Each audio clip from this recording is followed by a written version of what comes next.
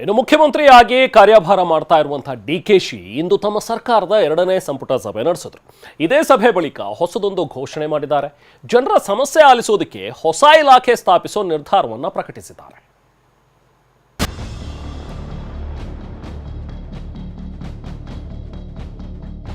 ತಮ್ಮ ಮೊದಲ ಸಚಿವ ಸಂಪುಟದಲ್ಲಿ 6 ಹೊಸ ಯೋಜನೆ ಘೋಷಣೆ ಮಾಡಿದ್ದ ಸಿಎಂ ಡಿಕೆ ಶಿವಕುಮಾರ್ ಇವತ್ತು ನಡೆದ 2ನೇ ಸಂಪುಟ ಸಭೆಯಲ್ಲಿ ರಾಜ್ಯದ ಜನರಿಗೆ ಭರ್ಜರಿ ಗುಡ್ ನ್ಯೂಸ್ ಕೊಟ್ಟಿದ್ದಾರೆ.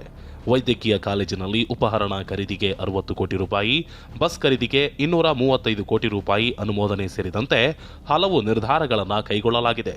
ಅದರಲ್ಲೂ ಪ್ರಮುಖವಾಗಿ ಪ್ರಜಾಸೇವೆ ಇಲಾಖೆ ಸ್ಥಾಪನೆಗೆ ಸಚಿವ ಸಂಪುಟ ಅಸ್ತು ಎಂದಿದೆ.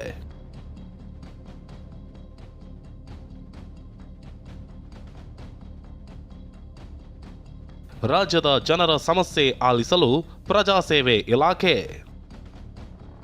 ಜನರ ಸೇವೆಗೆ ಒಬ್ಬ ಸಚಿವ, ಐಎಎಸ್ ಅಧಿಕಾರಿಗಳ ದಂಡು.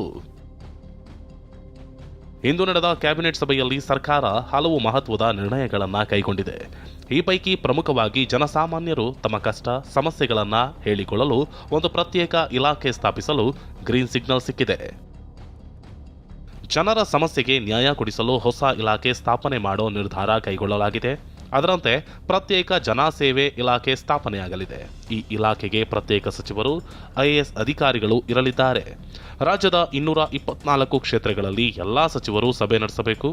ಶಾಸಕರ ಜೊತೆ ವಾರಕ್ಕೊಮ್ಮೆ ಸಚಿವರು ಸಭೆ ನಡೆಸಬೇಕು ಅಂತ ಹೇಳಿರೋ ಸಿಎಂ ಜನರ ಸಮಸ್ಯೆಗಳನ್ನು ಇಲಾಖೆಯಲ್ಲೇ ಇತ್ಯರ್ಥ ಪಡಿಸಬೇಕು ಅಂತ ಸೂಚನೆ ನೀಡಿದ್ದಾರೆ. ಪ್ರಜಾಸೇವೆ ಇಲಾಖೆ ಅಂತ ಹೇಳಿ ಹೊಸಗೆ ಮಿನಿಸ್ಟ್ರಿನೇ ಫಾರ್ಮೇಷನ್ ಮಾಡ್ತಾ ಇದ್ದೀವಿ. ಅದಕ್ಕೊಂದು ಸಪ್ರೇಟ್ ಮಿನಿಸ್ಟ್ರಿ ಕೂಡ ಆ ಡಿಪಾರ್ಟ್ಮೆಂಟ್ನ ಅಟ್ಯಾಚ್ಮೆಂಟ್ ಮಾಡ್ತಾ ಇದ್ದೀನಿ. ಇನ್ನು ಮೇ 31ರೊಳಗೆ ಪೂರ್ಣಗೊಂಡಿರುವ ಹಳೆ ಕಟ್ಟಡಗಳು ಹಾಗೂ ತಾತ್ಕಾಲಿಕ ವಿದ್ಯುತ್ ಸಂಪರ್ಕ ಹೊಂದಿರುವವರಿಗೆ ನೀರು ಮತ್ತು ವಿದ್ಯುತ್ ಒದಗಿಸಲು ಇಂದಿನಿಂದ 15 ದಿನಗಳ ಹೆಚ್ಚುವರಿ ಕಾಲಾವಕಾಶ ನೀಡಿರೋ ಸಿಎಂ ಖಾಲಿ ನಿವೇಶನಕ್ಕೆ ಓಸಿ ಸಿಸಿ ಕೊಡಲು ಸಾಧ್ಯವಿಲ್ಲ ಅಂತ ಹೇಳಿದ್ದಾರೆ.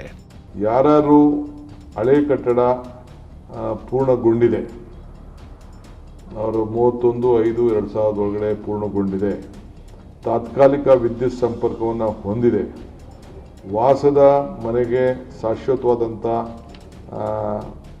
ಸಂಪರ್ಕ ಪಡೆಯಲು ಅರ್ಜಿಯನ್ನು ಸಲ್ಲಿಸಿದ್ದಾರೆ, ಅವರಿಗೆ 15 ದಿನ ಅವಕಾಶವನ್ನು ಕೊಡ್ತೇವೆ. ಯಾವುದೇ ಪರ್ಮಿಷನ್ ಪಡೆದೇ ಹೋದ್ರು ಕೂಡ, ಟೆಂಪ್ರರಿ ಕನೆಕ್ಷನ್ ತೆಗೆದುಕೊಂಡಿದ್ರು ಕೂಡ ಅವರು ಕೂಡ ಬಿಲ್ಡಿಂಗ್ ಕಟ್ಟಿದ್ರೆ ಆ ಬಿಲ್ಡಿಂಗ್ ಸಮೇತ ವಿತ್ ಫೋಟೋಗ್ರಾಫ್ಸ್ ವಿತ್ GPS. ನಾವು ಸುಮ್ಮನೆ ಖಾಲಿ ಮನೆ ಈಗ ದರಾದಲ್ಲಿ ಕಟ್ಟೋದು ಅದಕ್ಕೆಲ್ಲ ಅವಕಾಶ ಕೊಡಲ್ಲ.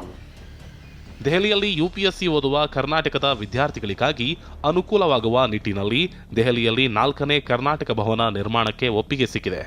80 ಕೋಟಿ ರೂಪಾಯಿ ವೆಚ್ಚದಲ್ಲಿ ಕರ್ನಾಟಕ ಭವನ ನಿರ್ಮಾಣವಾಗಲಿದೆ. 50% SC ST ವಿದ್ಯಾರ್ಥಿಗಳಿಗೆ ಅವಕಾಶ ಕೊಡಲಾಗುವುದು ಅಂತ ಸಿಎಂ ಡಿಕೆ ಶಿವಕುಮಾರ್ ತಿಳಿಸಿದ್ದಾರೆ.